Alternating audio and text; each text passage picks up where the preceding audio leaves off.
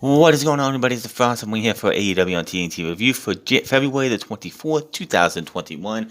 And man, oh man, do we have big fucking news coming out of AEW today. Of course, the biggest debut in AEW history in the last year, if you want to say that, has been Sting. What could AEW do to up the ante on that? Well, I don't know, get the Big Show. He would never leave WWE, would he? But he did. The Big Show is no more, as Paul Wight has signed with All Elite Wrestling. AEW announced today that Paul Wight has joined the company, signing a long-term contract. Wight will wrestle and serve as a commentator on AEW's newest show on YouTube, AEW Dark Elevation. Elevation will air on Mondays at 7 p.m. Eastern Time, complementing with the weekly AEW Dark that also airs on Tuesdays at 7. Elevated will showcase AEW's established and rising talents as well as top indie talents. I'm going to stop right there. What's going to be the difference between Elevation and Dark? Just that right there saying it's going to showcase AEW's established talent, rising talent, as well as top indie stars is what they do on Dark. Now, if it would just be rising talent and indie talent, I'd be like, okay, then it's a little different because you wouldn't have, like, the Young Bucks, Jon Moxley, Cody Rhodes, or anybody else on Elevation. But for now, it just seems like it's just Dark too. It's just Dark continuous. White said it's been amazing to watch what AEW has done in the few years since launching. White said AEW Dark is an incredible platform to hone the skills of up-and-coming wrestlers, but I also love the established AEW talent can build out their personalities and showcase themselves in many ways on Dark. It's no exaggeration when they say that AEW is boundless. AEW CEO, General Manager, and Head of Creative Tony Khan also commented on why White wanted to come to AEW. He said in a quote, "Paul Wight is one of the most recognizable and impressive professional athletes in the world. He wanted to come to AEW because he believes that we are the best promotion in wrestling, and we believe that he has a lot to offer us, both in the ring as a wrestler, and also outside the ring as a color commentator, host, and ambassador for AEW. Paul is one of the most experienced stars in all of wrestling, and he's eager to work with a diverse roster. He can benefit and guide our young talent. And with his mentorship and his expert community commentary on AEW Dark Elevation, will educate and entertain our fans and also educate the younger wrestlers on the roster. Furthermore, Paul enters AEW as a licensed wrestler, which I don't know what the fuck that means. Can I explain the whole license? Because, yes, back in the day, I know in the 80s and 70s and stuff, like you had, I think you had to actually have a license to wrestle in certain states. But that's kind of gone by the wayside, so I don't know why they're bringing that up. They say that about him, but didn't say anything when Sting signed.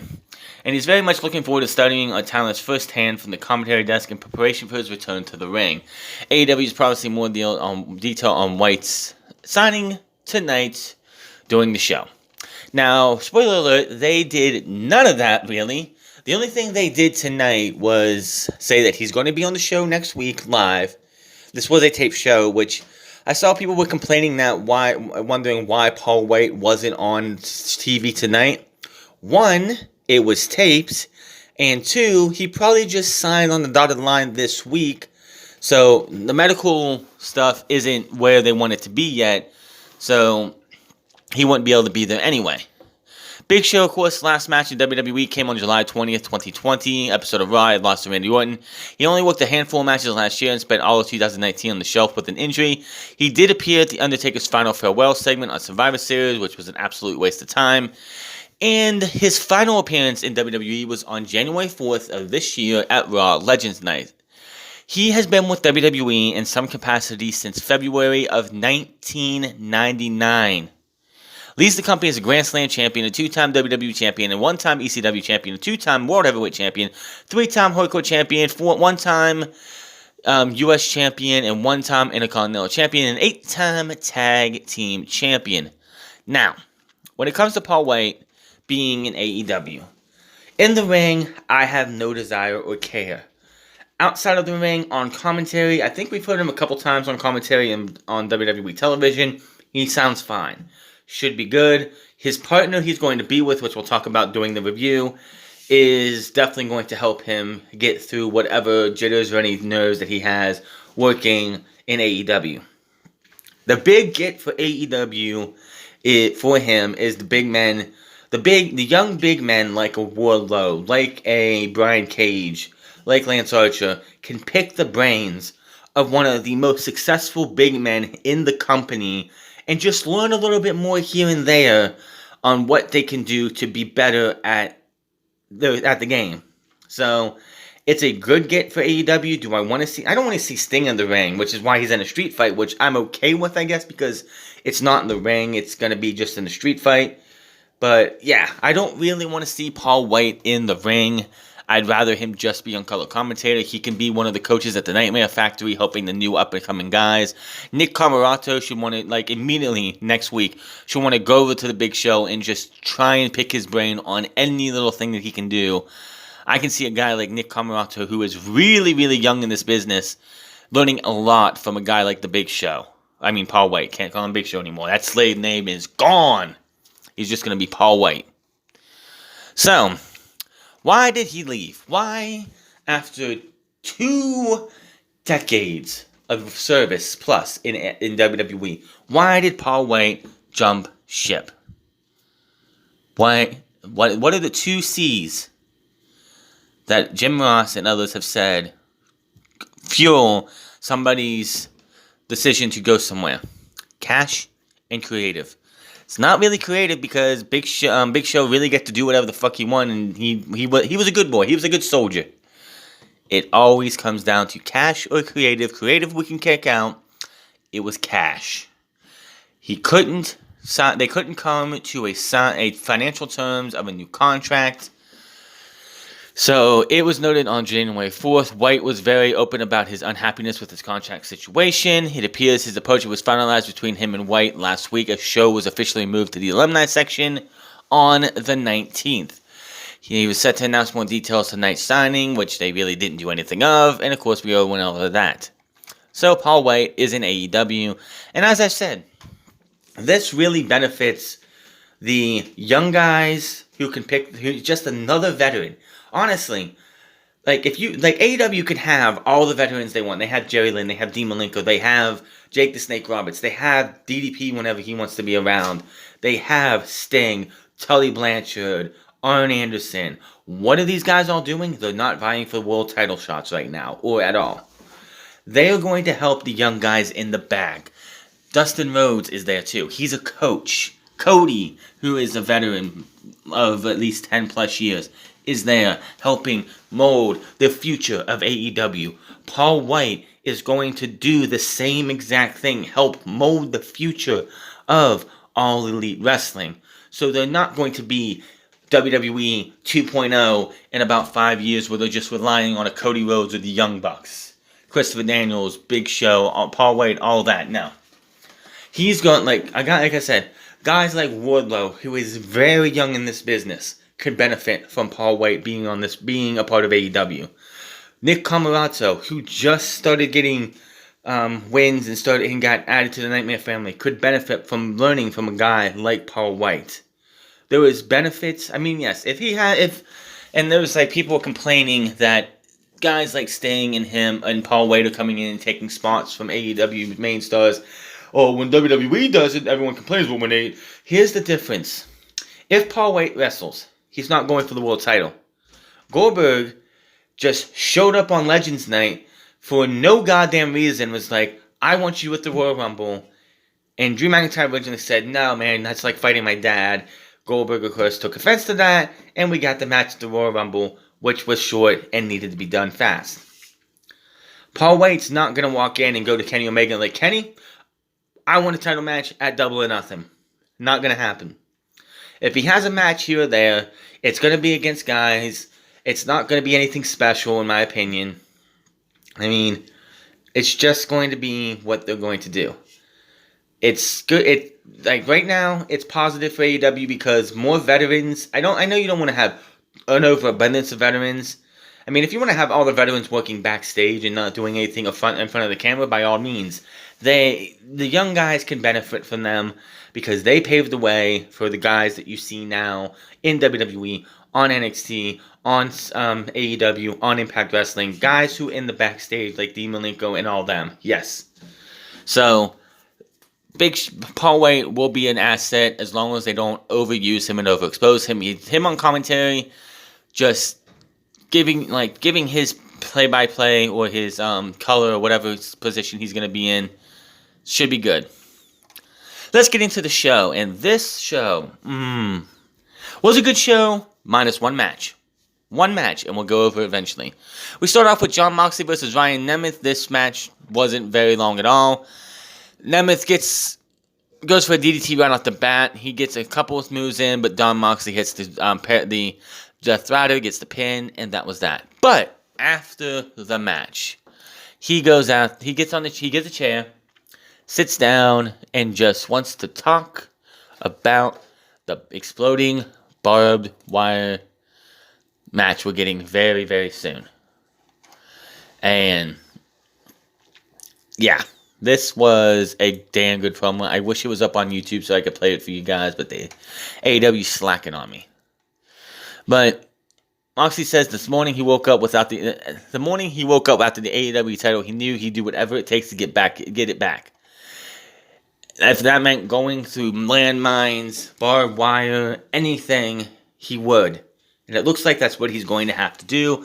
He asks, imagine what comes to mind when you hear the words exploding barbed wire death match. Blood, like flesh being ripped apart, metal on flesh, pain, agony. This is just me thinking that. He's an addict. He says he's addicted to this, to being that close to the flame every single night. Even if this is a trap put by Kenny Omega and his friends, this is the first time an opponent has tried to take him out. I continue to win, lose. I win, lose, or draw. All the people who have stuck with me over the years, they all know he has given them everything he had, and says it does come down to an end, that revolution. That seems like one hell of a way to go out. Jon Moxley, again, just somebody who is great on on the mic. Always tells you how it is, and I can't wait for this just to see what happens. But exploding barbed wire death match. The ropes were replaced with barbed wire. There's landmines outside. Every time, like if you get thrown into the barbed wire, it's a silly effect. I watched the Terry Funk. I can't remember who he won against, but I saw that one, and you could tell like there was a couple times like they get thrown into the barbed wire. Before they hit the barbed wire, the explosion goes off. The illusion's supposed to be when you touch the barbed wire, it's supposed to go off as if you get blown up. But yeah, you could see that sometimes just didn't work out. But this is going to be bloody. I don't know how they're going to get past the FCC with this one, for sure. Should be interesting, and I can't wait till Revolution next Sunday. Not this Sunday, next Sunday. Video package shows the rivalry between Jon Moxley, Kenny Omega. Last week, Alex Abrentes talked to Lance Archer and Ray Phoenix about their match tonight in the ladder match of Evolution. Alex asked about their chemistry as a team. Archer says no doubt there is, but he's definitely going to kick Phoenix's ass next week. Phoenix then speaks some Spanish, and Archer's like, what the hell did he say? Don't sugarcoat it. Just tell me, what did he say? And Alex is like, he told me you're the worst partner he's ever had. They brawl a bit until the cameras cut out, and that was that. We had a clip of Sting getting powerbombed last week. Apparently wants payback at some point tonight. The Inner Circle attacked the Young Bucks after the match earlier today. Cameras caught up with the Young Bucks along with their parents checking out the trucks with Matt and Nick on the face on it. Keep in mind for later in the night on that. Then we go to the Varsity Blondes without an E for some reason versus Brian Cage and Ricky Starks with Taz. Now, of course, this match was nothing. The match wasn't what you need to be talking about. It's what happened after the match. Because it was after the match that things were crazy. So, Ryan Pillman and Griff Garrison, they did get some offense in. But in the end, Spear by Starks to Garrison. This is closed on to Pillman, Drill Claw 1, 2, 3, and Ricky Starks and Brian Cage win. After the match, lights go out. On the big screen, we see this black and white video of a car. And we see the driver has gloves, Sting's gloves on, so it's Sting, apparently. He finds the body bag that has Darby Allin in it. He opens the body bag. Up pops Darby Allin. He was wearing face paint that looks like he is the adopted. He looks like a mini Sting, but instead of it being straight lines, it's barbed wire. It looks like barbed wire. Now the lights go down again. Sting music plays. He comes out carrying a body bag. Now you're wondering, is it got to be Darby Allin, right? No. He opens the body bag, and it's Hook. Hook is in the body bag. Sting points up to the rafters. Here comes Darby Allin on a fucking zip line. On a zip line, comes down with a skateboard, mind you. Beats up on Brian Cage and Ricky Starks. Sting gets in. He goes on the attack. Darby Allin takes the zip line off, or the harness off. We get a Stinger splash in the corner. He chops Cage down and kicks him in the back of the leg and hits a Scorpion Death Drop. Stinger's music hits up, and again, it's no falls, and that was that. Good spot right here. That was pretty cool. It's like he unzipped the thing. Darby Allin comes up with his Sting-inspired face paint, and he just has this creepy-looking smile on his face. That was great. The zipline thing we haven't seen since WrestleMania, I think, what was it, 12? I think WrestleMania 12 when Shawn Michaels did that. I mean, like a zipline from like that, not just straight down. That's what Sting used to do back in the day. But yeah, really cool thing right here. I can't wait to see the street fight. Sting has been cleared to wrestle, and he's been doing power bombs in practice, so everything's good. Tony Schiavone is back in an interview earlier in the day with Miro, Kip Sabian, and Penelope Ford. And Tony Schiavone says, this is very uncomfortable after what happened, of course, at the wedding. Kip's like, dude, that should have been a night for us to remember, which, by the way, was their actual wedding. This wasn't a normal wrestling wedding. This was Kip Sabian and Penelope Ford's actual wedding. Which, okay, With COVID restrictions and all this other bullshit that's going on, I guess it's the best you can do. Can't have family over to have a big, huge wedding? Tell your family you're getting married on national TV and have a wedding. There you go. The wedding was destroyed by Chuck Taylor and Orange Cassidy. Miro says the couple was so upset they couldn't even go on a honeymoon. I'm pretty sure there's other reasons why they couldn't go on a honeymoon. Miro says he can't wait to take down Orange Cassidy, but he offers up Taylor a chance to return. Tony is handing a note while Miro is talking. And he's asked, the note says, will you wrestle us at Revolution? Yes, no. Yes, no. What was the other one? Yes, no, circle 1 or 2, and that was that. Miro says Taylor needs to be a man, not a child. That's what happens when you hang out with Cassidy. And they didn't say yes or no. I'm pretty sure the match was made official later in the night. Now, Brandon Cutler versus Jake Hager. This match is happening because last week the Young Bucks were defending their tag team titles against Santana Ortiz, won the match, and then afterwards the Inner Circle beat the hell out of them. Brandon Cutler was the guy to make the save and got destroyed. So he has this match tonight, and boy, oh boy, didn't last more than maybe a minute and a half. Jake Hager won with a forearm, or a haymaker, a big lariat for the 1, 2, 3. A Stan Hansen style lariat. And he gets the pin. So, poor old Brandon Cutler. He's still winless I think he's winless. He's winless in singles matches on AEW television. TNT, he's winless in singles matches. On Dark, he has a couple more wins. After the match, Santana Ortiz and Warlord run out to stomp away on Cutler. Young Bucks run out and super kick Santana Ortiz. They try to get to Hager, but he quickly rolls out. Matt grabs the mic and says, Chris Jericho, MJF, we don't have to wait for Revolution. Get your stupid asses out here, right now. Takes his jacket off. Jericho's music plays, and then we go to the back. Jericho and Hager, Jericho and MJF is like, why would we come out there when in a couple weeks we get to beat the holy hell out of you and take the tag team titles? But until then, we ran into somebody backstage. Does this belong to you? And it's Papa Buck, beaten up, blood on his face, the side of his face.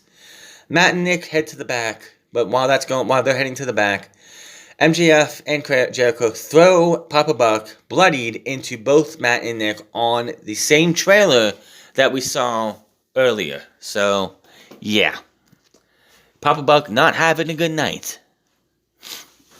So they leave. Matt and Nick finally make it to there. And, yeah. Holy shit, that was crazy.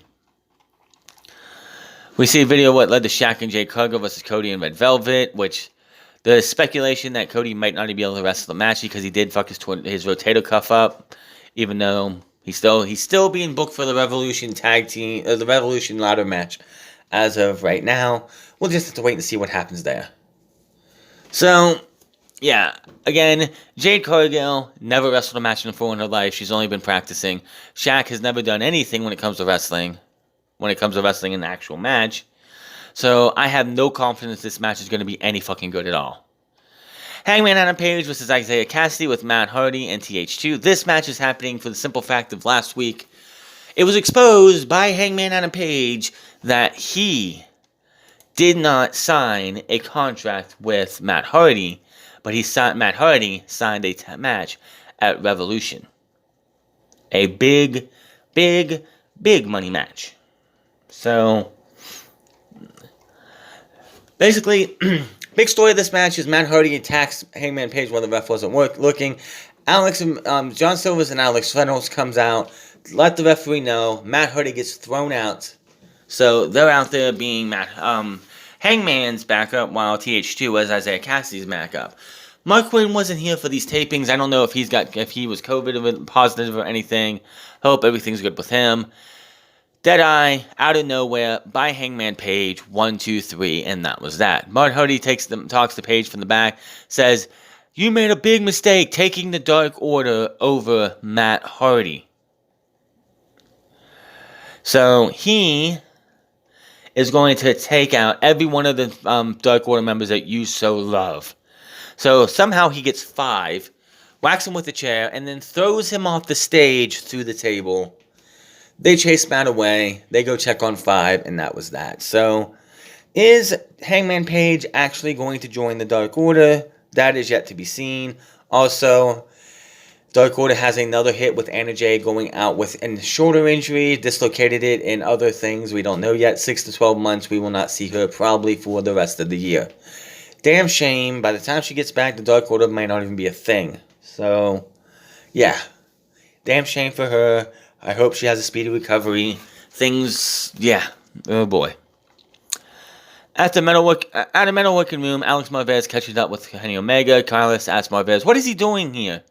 The guys are working on what they call the John Moxley Extermination Chamber. Omega says if you want something done right, sometimes you just gotta do it yourself. Tells Marvez to get out, and he continues to work away as on the explosive barbed wire.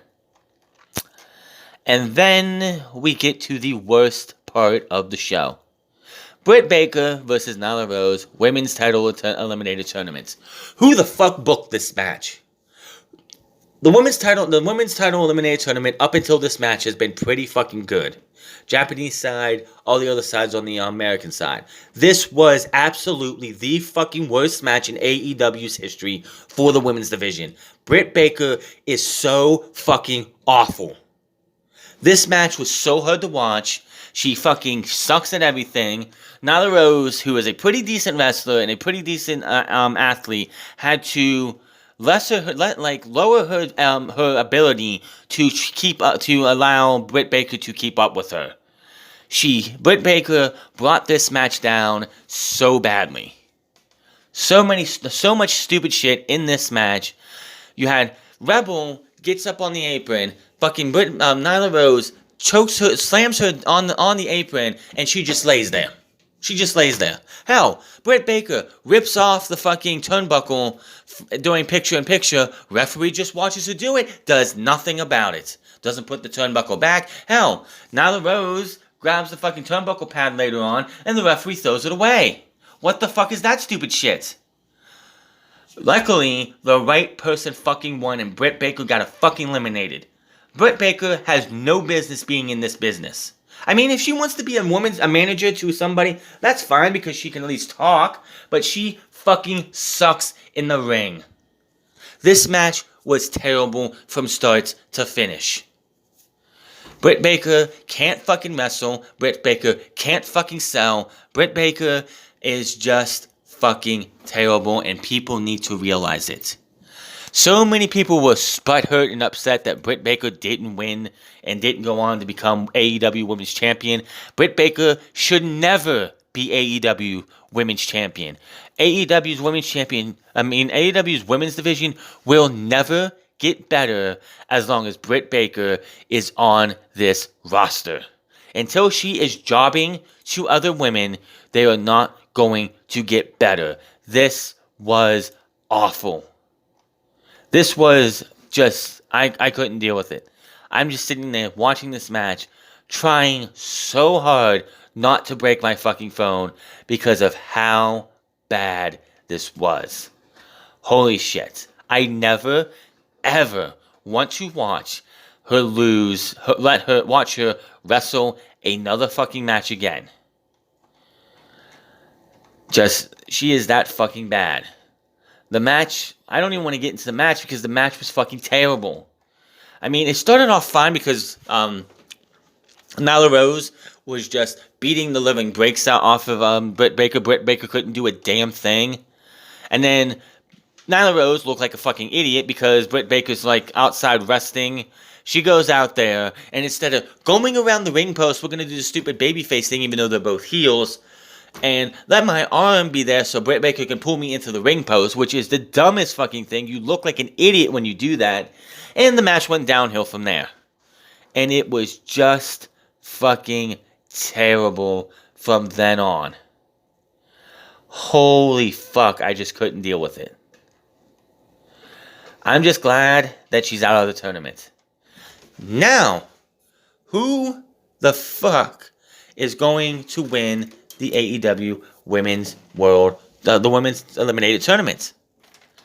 I could not tell you. Honestly, if it was me, you have Riho and Thunder Rosa, which will probably be one of the best matches of the thing because Riho is a really good worker. I'm not a huge major fan of Riho, but I can't deny her fucking talent. She is really fucking good. I could see Yuka Sakazaki winning her match.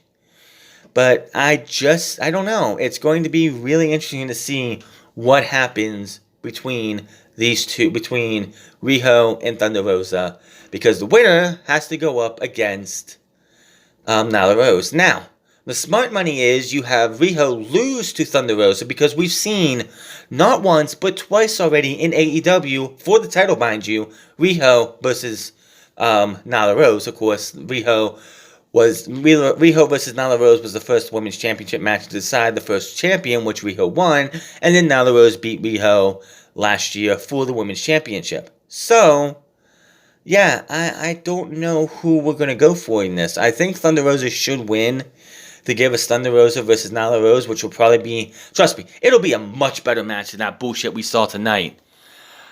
All I know is whoever booked that match should never be allowed to book a match again because they made Nyla Rose look like shit. Britt Baker didn't look any better than she does because Britt Baker can't look fucking good. Just absolute awful. People like someone actually wrote on social media that fucking Britt Baker has the most charisma in all of AEW. Are you fucking kidding me? With people like Chris Jericho and fucking Jon Moxley on the roster, with Sting's got more charisma than her. Fucking Darby Allin with his way he looks. Ricky Starks. Thunder Rosa has way more fucking charisma than her. Riho, who doesn't really talk. I don't think we've heard her talk much on there. Sheeta has more charisma. Nyla fucking Rose has more charisma than fucking Britt Baker. Britt Baker has zero charisma and is fucking just boring as fuck. I'd rather watch fucking paint dry than listen to Britt Baker or watch Britt Baker wrestle. Her, just no. Absolutely dog shit match. I feel bad that fucking Nyla Rose had to put up with that shit. Nyla Rose, 2 beast bombs. No, she couldn't be doing 1 beast bomb. She had to do 2 to beat Britt Baker. Never, ever, ever want to see that piece of shit wrestle a match again. She couldn't wrestle a mop and make it look good. So, moving on to better things. Tony Schiavone was announced as Paul Wight's broadcast partner for AEW Dark Elevation, which honestly, to me, is the only difference between Dark and AEW Dark Elevation right now. But we'll know that when it starts on August, I think it said March 15th. FTO versus Tully Blanchard and Tully Blanchard versus Jurassic Express will be there for next week. Also, Chris Jericho and MJF will have a press conference. Paul Wight makes his first appearance. Cody Rhodes and Ed Velvet versus Shaq and Jay Cargill, a.k.a. Dumpster Fire. Dark Order, Alex Reynolds, John Silver, Stu Grayson, Evil Uno, and 5 versus Matt Hardy, Private Party, and TH2. 10 versus Max Caster with Anthony Bowens. Face of the Revolution ladder match qualifier in the finals of the AEW Women's Title Eliminator Tournament. New matches for Revolution, Casino Battle Royal, Tag Team Casino Battle Royal, which we just had a Tag Team Battle Royal. Also, Kip Sabian and Miro versus Orange Cassidy and Chuck Taylor. Again, we just had a Tag Team Battle Royal, 2 weeks ago? And we're having another one? Why? Can't we just have a normal Casino Battle Royal? I mean, we just had one to determine number 1 contenders for the Tag Team titles 2 or 3 weeks ago. Then we go to the main event, Lance Archer versus Rey Fenix, and after that shit stain that they gave us between Britt Baker and Nyla Rose, this was fantastic. Holy shit, this was good. This was so fucking good. Fucking Rey Fenix is on another level, man. I'm going to be honest with you. Jon Moxley probably going to beat Kenny Omega. We'll go over it when it comes to that time when we get to Revolution next Wednesday. But my God, Rey Fenix needs the World Heavyweight title. He should be in the World Heavyweight Championship picture. This was great. There was a moment where Jake Roberts knocked Fenix onto the stage, and after he was trying to get up on the turnbuckle. Well, he's standing on the steps, Jake Roberts is. He's bent over, he's yelling at Lance, he's saying something to Lance Archer. Rey Fenix decides to have a running start, leap over Jake Roberts onto Lance Archer.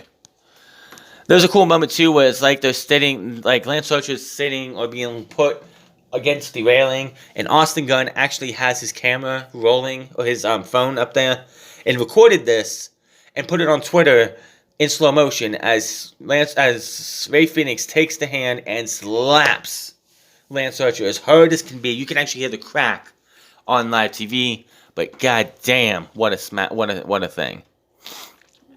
So Phoenix and them just go back and forth, beating the hell out of each other. Archer hits the blackout. 1, 2, 3. Lance Archer moves on to AEW Revolution. What a fucking match. Just, again, Rey Fenix is on another level. If you're talking about future number 1 contenders for the World Heavyweight Championship, it's Rey fucking Fenix. This guy is just great. But, unfortunately, he's not going to the ladder match, which, if you're thinking about it, it's a ladder match. You want some small guys to go out there and do some flippy shit. Well, we're not going to have that with Rey Fenix. Now, if you notice, there's only one more qualifying match, and there's 2 spots open. Well, Tony Khan has been doing a lot of media this week and said that he wants a surprise for that 6th spot.